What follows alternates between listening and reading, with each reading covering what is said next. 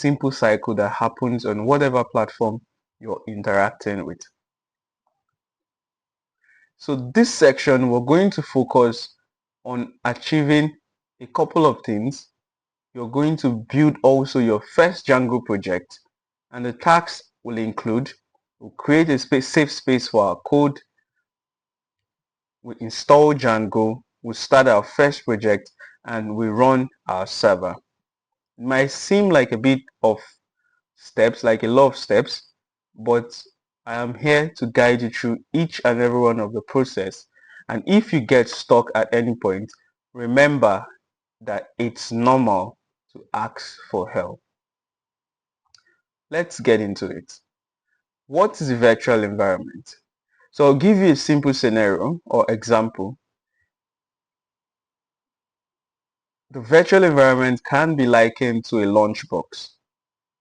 You package your food inside the lunchbox to go to work or maybe school or wherever you're packaging the food for the purpose of what? Consumption. Now, this food within the lunchbox isn't going to interact with any other food outside of it. And because you've packaged this food particularly for yourself, it means that this food is for you. So the virtual environment is like this lunchbox. It keeps your project's food separate from other Python projects' food, and it doesn't allow for mixing. So this is more like creating an isolated space for your Django project such that it prevents dependency conflict. So this is the best, or rather the best practice amongst developers. So you wouldn't want to have clash of dependencies from one project to another. That is the need for a virtual environment. So let's get right into it. We'll learn how can we actually create a virtual environment. So this is the first question that will come to mind. Let's get right to it. Now, you would want to open your terminal. Remember, we did introduce your command line in our previous section or in our introduction. Now, to create, ensure you're in our current Django Mastery course folder. Now we're going to create our virtual environment. How do we create it on Windows? On Windows virtual environment, it's literally same with Mac and Linux. So you do your Python -m venv space the name of the directory you want to call your virtual environment. I prefer to give mine .venv. So having done this, it creates your virtual environment. You can see it took some seconds because it was creating the folder, which is our virtual environment. Now, the next thing is to actually, you would want to start consuming the food within a particular environment. You, the owner of the lunchbox that has the food or the content in the lunchbox, you want to eat this food, you would literally need to open this lunchbox for you to access the food inside and consume it for yourself.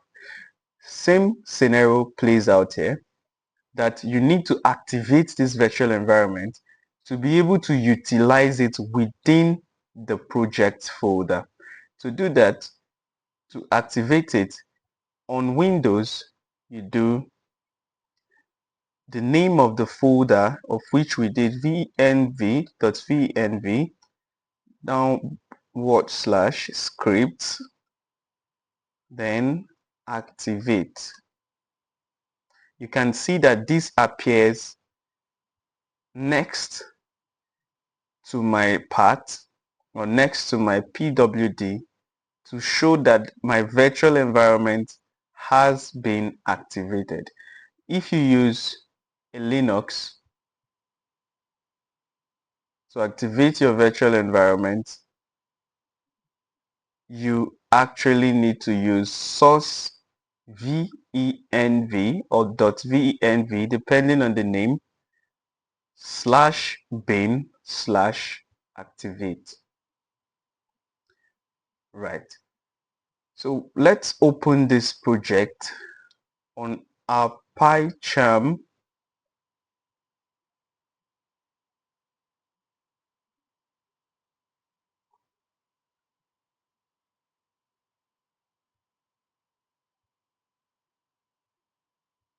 So let's open this. Open project file. Open. Remember our working directory from here.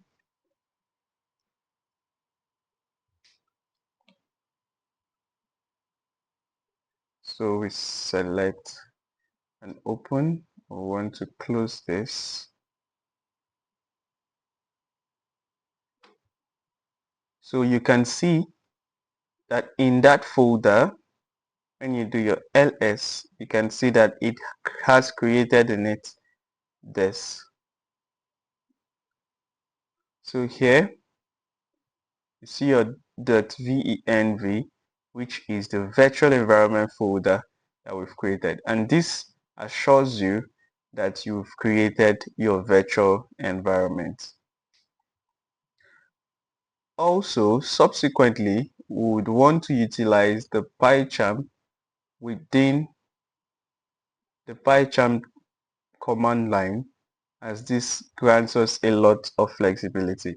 Now, having opened this, you realize that PyCharm has automatically activated my virtual environments for me. So when you're interacting or writing any code within a project, ensure that the terminal has this.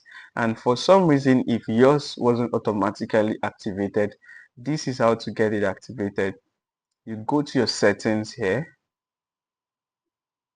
you select Python, interpreter, you add interpreter, you add local interpreter, then select existing.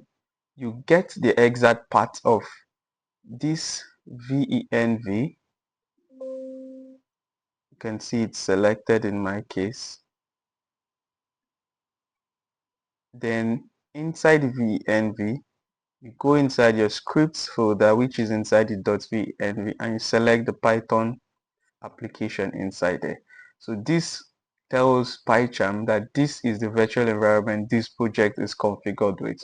So, and with that, any new terminal you open or command line, or rather PowerShell, actually is automatically activating the virtual environment.